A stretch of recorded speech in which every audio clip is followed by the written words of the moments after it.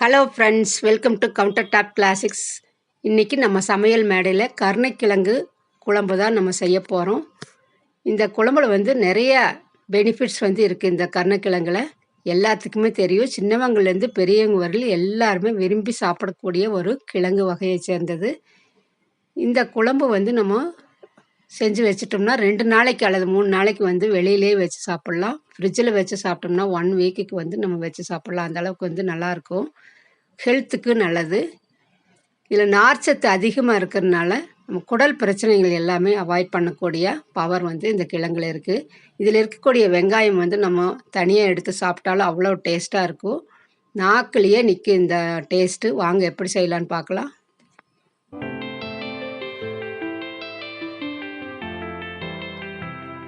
இதுக்கு நான் 1/2 கிலோ கருணைக்கிழங்கு வாங்கிட்டு வந்துட்டு ஒரே மாதிரி நீள வாக்கில் இருக்கக்கூடிய கிழங்கு மட்டும் எடுத்துட்டேன்.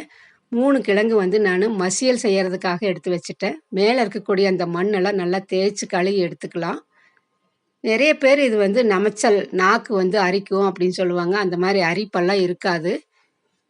நம்ம அரிசி கழுகுன தண்ணியில் வேணாலும் வேக வச்சுக்கலாம். உப்பு போட்டு வேக வச்சு ஒரு 70% அளவுக்கு வந்து வெந்தால் போதும். ரொம்ப வேக வேண்டியது இல்லை. இந்த அளவுக்கு வெந்தால் போதும். ஆறின பிறகு நம்ம தொட்டாலே அந்த தோல் வந்து அப்படியே கையோடு வந்துடும். அந்த அளவுக்கு வந்து இந்த தோல் ரொம்ப கெட்டியாக இருக்கும். ஆனால் வெந்துச்சுன்னா அப்படியே வந்துடும். சேப்பங்கிழங்கு அப்படிங்கிறதுக்கு இதே மாதிரி தான் இருக்கும். ஆனால் அதனுடைய தோல் வந்து ப்ரௌன் கலரில் இருக்குது. இது வந்து ஒரு டார்க் பிளாக் மாதிரி இருக்குது, ப்ரௌன் மாதிரி இருக்குது. இப்போ ஒரு கடாய் வச்சு எண்ணெய் ஊற்றிட்டு எண்ணெய் நல்லா சூடான பிறகு ஒரு 1/4 ஸ்பூன் கடுகு, ஒரு 10-15 வெந்தயம் சேர்த்திக்கலாம். வெந்தயம் சேர்த்தும் போது நல்ல வாசனையாகவும் இருக்கும். சீரகம் 1/2 ஸ்பூன் சேர்த்து நல்லா பொரியட்டும். கூடவே வந்து 15 பல் பூண்டு வந்து நான் இடித்து வச்சுக்கிறேன். இடித்து செய்யும்போது அந்த வாசனை வந்து நல்லாயிருக்கும். அதே மாதிரி ஒரு 2 இன்ச்சுக்கு வந்து இஞ்சி வந்து இடித்து வச்சுக்கிறேன். அதையும் சேர்த்தியாச்சு. இஞ்சி பூண்டு எல்லாமே பச்சை வாசனை போகிற வரையில் நல்லா வதங்கட்டும். கூடவே வந்து நம்ம சின்ன வெங்காயம் வந்து ஒரு 200 கிராம் அளவுக்கு சேர்த்து வைக்கிறேன். வெங்காயம் சின்ன வெங்காயம் வந்து முழு வெங்காயமாக சேர்த்தும் போது தான் நல்லாயிருக்கும். அந்த குழம்புல நம்ம தனியாக எடுத்து சாப்பிடும்போது அவ்வளோ நல்லாயிருக்கும். 2 கொத்து கருவேப்பிலை, 2 காஞ்ச மிளகாய் சேர்த்திட்டு எல்லாமே நல்லா வதக்கி விட்டுறலாம். வெங்காயம் வந்து ஒரு 50% அளவுக்கு வந்து வதங்கினா போதும். இப்போ பாருங்கள், இந்த அளவுக்கு வதங்கினா போதும். இப்போ வந்து நம்ம 1/4 ஸ்பூன் மஞ்சத்தூள் சேர்த்திக்கிறேன். 2 ஸ்பூன் வந்து மல்லித்தூள் சேர்த்திக்கலாம். காரத்துக்கு தேவையான அளவு தனி மிளகாத்தூள் வந்து நான் 1.5 ஸ்பூன் சேர்த்திக்கிறேன். உங்களுக்கு எவ்வளோ வேணுமோ அந்த அளவுக்கு சேர்த்திக்கோங்க. இந்த மிளகாத்தூள் கொஞ்சம் காரமாக தான் இருந்துச்சு. 1.5 ஸ்பூன் வந்து நான் சேர்த்திட்டேன். இப்போ நல்லா கலந்து விட்டுடலாம். அந்த எண்ணெயிலேயே பச்சை வாசனை போகிற வரையிலும் நல்லா வதக்கி விட்டுடலாம். பாருங்கள், எண்ணெய் பிரிஞ்சு வந்துருச்சு. இந்த ஸ்டேஜில் மீடியம் சைஸ் தக்காளி 2 வந்து மிக்சர் ஜாரில் போட்டு நல்லா ஃபைனாக அடித்து ஊற்றிக்கிறேன். டொமேட்டோ பியூரி இது வந்து உங்களுக்கு வேண்டாம் அப்படின்னா தக்காளி வந்து பொடியாக கட் பண்ணி அந்த பூண்டு கூடயே சேர்த்திக்கோங்க. இப்போ வந்து ஒரு பெரிய லெமன் சைஸ் புளி வந்து கரைச்சி வச்சுக்கிறேன். அதையும் சேர்த்திக்கலாம். புளி கரைசல் சேர்த்தும் போது அந்த கிழங்கில் இருக்கக்கூடிய நமைச்சல் எல்லாமே இருக்காது. இப்போ பச்சை வாசனை போகிற வரையிலும் நல்லா வதங்கட்டும். தேவையான அளவு உப்பு சேர்த்தி நல்லா கொதிக்கட்டும். உப்பு காரம் புளி எல்லாமே ஒரே மாதிரி ஈவனாக கொதித்து வரட்டும். இப்போ வந்து நம்ம கட் பண்ணி வச்சுருக்கக்கூடிய கருணைக்கிழங்கு இதில் சேர்த்திக்கலாம். இந்த மாதிரி கட் பண்ணால் போதும். இப்போ நல்லா கலந்து விட்டுடலாம்.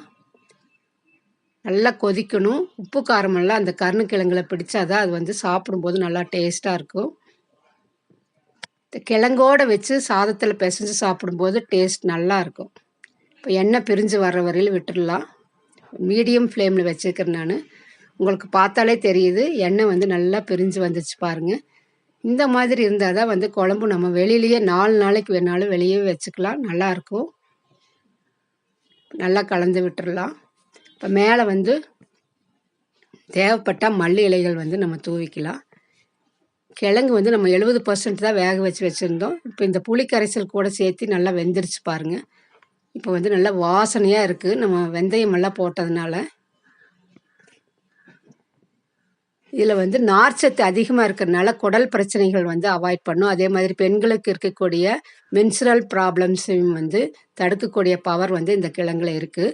வெயிட் லாஸ் பண்ணுறவங்க வீக்லி ட்வைஸ் வந்து இது சாப்பிடும்போது ஆட்டோமேட்டிக்காக நம்ம உடம்புல இருக்கக்கூடிய கொழுப்பு கரைக்கக்கூடிய தன்மை வந்து இந்த கிழங்குல இருக்குதுன்னு சொல்கிறாங்க. மேலே மல்லி இலைகளை தூவிக்கலாம். இப்போ குழந்தைகள்லேருந்து பெரியவங்க வரையில் எல்லாருமே விரும்பி சாப்பிடக்கூடிய ஒரு கிழங்கு வகை தான் இது. ஆனால் நிறைய பேர் அவாய்ட் பண்ணுறாங்க. இந்த கிழங்கு வந்து வாரத்தில் 2 நாளாவது சாப்பிட்டோம்னா ரொம்ப நல்லது. கிழங்குக்கு ஒரு பழமொழியே இருக்குது, குண்டுடல் கொடுக்கும் உருளைக்கிழங்கு, கூண்டுடல் குறைக்கும் கருணைக்கிழங்குன்னு சொல்லுவாங்க. இது கருணை மிக்க கிழங்குன்னு சொல்லுவாங்க. இது எல்லா விதமான நோய்களையும் நம்மளுக்கு வந்து குணப்படுத்தக்கூடிய திறன் வந்து இந்த கிழங்குல இருக்குது. அதனால் நம்ம கண்டிப்பாக வாரத்தில் 2 தடவையாவது செஞ்சு சாப்பிட்லாம். இந்த ரெசிபி கண்டிப்பாக பிடிச்சிருக்குன்னு நம்புகிறேன். பிடிச்சிருந்துச்சுன்னா லைக் பண்ணி, கமெண்ட் பண்ணி, சப்ஸ்கிரைப் பண்ணுங்கள். இதுவரையிலும் சப்ஸ்கிரைப் பண்ணாமல் இருந்தீங்கன்னா சப்ஸ்கிரைப் பண்ணி நம்ம சேனலுக்கு சப்போர்ட் பண்ணுங்கள். இது வந்து இட்லி, தோசை, சப்பாத்தி எல்லாத்துக்கும் கூட வச்சு சாப்பிட்றதுக்கு சூட்டபுளான ஒரு கிரேவி. சூடான சாதத்தில் போட்டு பிசைஞ்சு சாப்பிடும்போது அவ்வளோ நல்லாயிருக்கும். அந்த டேஸ்ட் வந்து நாக்குலேயே நிற்குன்னு சொல்லலாம். அந்த அளவுக்கு வந்து இருக்கும். இது சாப்பிட்றவங்களுக்கு தான் இந்த டேஸ்ட் வந்து தெரியும். இந்த கிழங்கு அப்படின்னாலே நிறைய பேர் காத தூரம் ஓடிடுவாங்க. அந்த மாதிரி இருக்கிறவங்களுக்கு இதனுடைய டேஸ்ட் வந்து தெரியாது. பார்த்தாலே அப்படியே நாவூரும் குழம்புன்னே சொல்லலாம். அந்த அளவுக்கு வந்து டேஸ்ட் நல்லா இருந்துச்சு. எங்கள் வீட்டில் எல்லாருமே நல்லா இருக்குன்னு சொல்லிட்டு பாராட்டினாங்க.